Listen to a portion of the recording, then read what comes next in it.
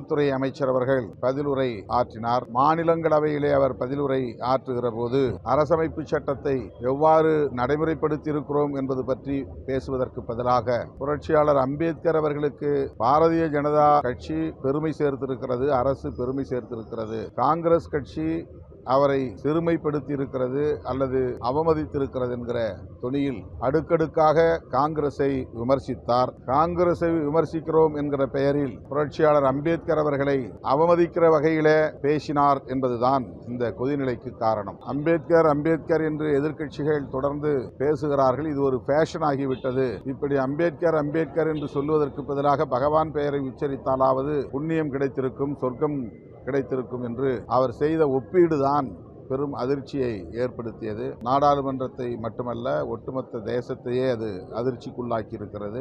அதனை ஒட்டி ராகுல் காந்தி அவர்களின் தலைமையிலான எதிர்க்கட்சி உறுப்பினர்கள் அடங்கிய இந்தியா கூட்டணி நாடாளுமன்ற வாசலில் ஜனநாயகபூர்வமாக எதிர்ப்பை தெரிவித்தோம். புரட்சியாளர் அம்பேத்கரின் திருவுருவப் படங்களை கையிலேந்தி ஜெய்பீம் முழக்கங்களை எழுப்பி உள்துறை அமைச்சர் அமித்ஷா அவர்கள் மன்னிப்பு கோர வேண்டும், பதவி விலக வேண்டும் என்ற கோரிக்கைகளை வலியுறுத்தினோம். இரண்டாவது நாளாக நடைபெற்ற இன்றைய எதிர்ப்பில் அல்லது கண்டன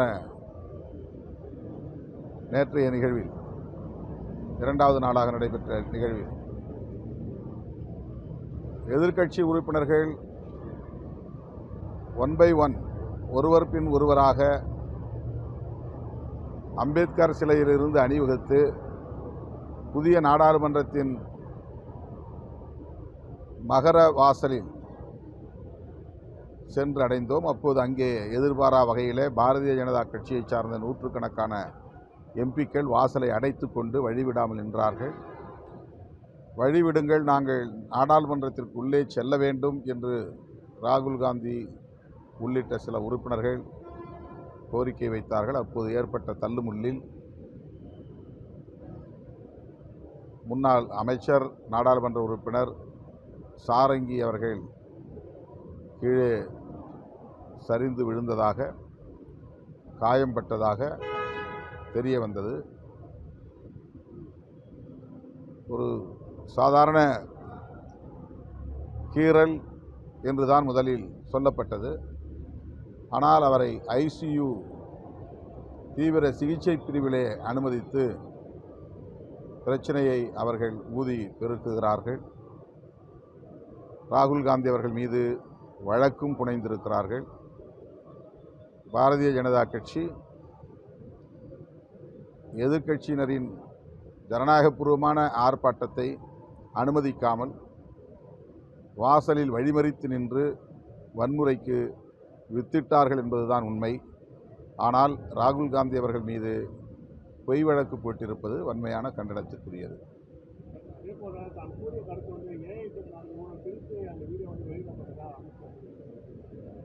அது உண்மை அல்ல. நாடாளுமன்றத்தின் அவை நடவடிக்கைகள் முழுமையாக அனைத்து தொலைக்காட்சிகளிலும் ஒளிபரப்பாகியிருக்கிறது.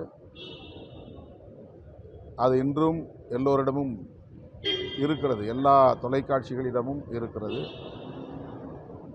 அது புனையப்பட்டதல்ல. அவருடைய உரை நீண்ட உரை, அதிலே அந்த ஒரு பகுதி வெட்டி பரப்பப்பட்டிருக்கிறது என்பது உண்மை. ஆனால் அதில் எதையும் இட்டுக்கட்டி தவறான முறையில் அவர் மீது குற்றம் சுமத்தும் வகையில் யாரும் அவதூறு பரப்பவில்லை. 100 விழுக்காடு அவர் பேசிய பேச்சுதான் அது. அவர் கடவுளோடு ஒப்பிட்டு அம்பேத்கர் அவர்களை பேசியது அவருடைய ஆழ்மனதில் ஆக்கிரமித்திருக்கிற அம்பேத்கர் மீதான வெறுப்பை வெளிப்படுத்தியிருக்கிறது என்பதுதான் இன்றைக்கு நாட்டு மக்களுக்கு உணர்த்தியிருக்கிற செய்தி. துணைவேந்தர் நியமனத்தில் தொடர்ந்து ஆளுநர் பல்கலைக்கழக மாணவர் துணைவேந்தர் தேர்தலுக்கு தொடர்ந்து அறிக்கை விட்டிருக்கிறார். மாலை கூட அறிக்கை விட்டிருக்கிறாரு. அதற்கு எதிர் அறிக்கையை உயர்கல்வித்துறை அமைச்சர் கூட அதில் அரசியல் செய்ய வேணாம், பல்கலைக்கழக துணைவேந்தர் தேர்தலுக்கு ஏற்கனவே தமிழக அரசு தீர்க்கமாக அறிவிப்பை வெளியிட்டு சொல்லியிருக்கிறார். ஆர்.என். ரவி அவர்கள் ஒரு ட்ரபிள் மேக்கர், எப்போதுமே சர்ச்சைகளை உருவாக்கக்கூடியவர். ஏற்கனவே அவருக்கு அப்படி ஒரு முத்திரை உண்டு. அதை மறுபடியும் உறுதிப்படுத்திக் கொண்டே இருக்கிறார். அவரை இந்திய ஒன்றிய அரசு திரும்பப் பெற வேண்டும் என்பதுதான் ஒரே தீர்வு. தமிழ்நாடு அரசுக்கு தலைவலி கொடுப்பதாக எண்ணிக்கொண்டு ஆட்சி நிர்வாகத்திற்கு முட்டுக்கட்டை போடுகிறார், நெருக்கடிகளை தருகிறார், நிர்வாக சிக்கல்களை ஏற்படுத்தி வருகிறார். அது அவருடைய போக்காக, இயல்பான போக்காகவே இருக்கிறது என்பதால் அவரை திரும்பப் பெற வேண்டும் என்று வலியுறுத்துகிறோம்.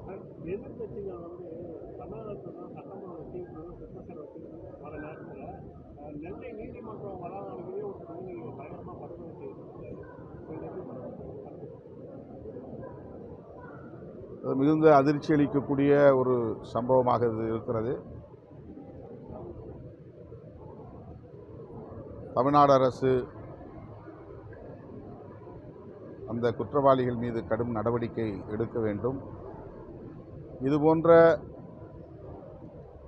பட்டப்பகலில் நீதிமன்ற வளாகத்தில் பொதுமக்கள் கூடியிருக்கிற இடத்தில் படுகொலை செய்யும் அளவுக்கான துணிச்சல் கூலிப்படையினரின் நடவடிக்கைகள் பெரும் அதிர்ச்சியை தருகிறது. இந்த பிரச்சனைகளில் அரசு கூடுதல் கவனம் செலுத்த வேண்டும், கட்டுப்படுத்த வேண்டும் என்று வலியுறுத்துகிறோம்.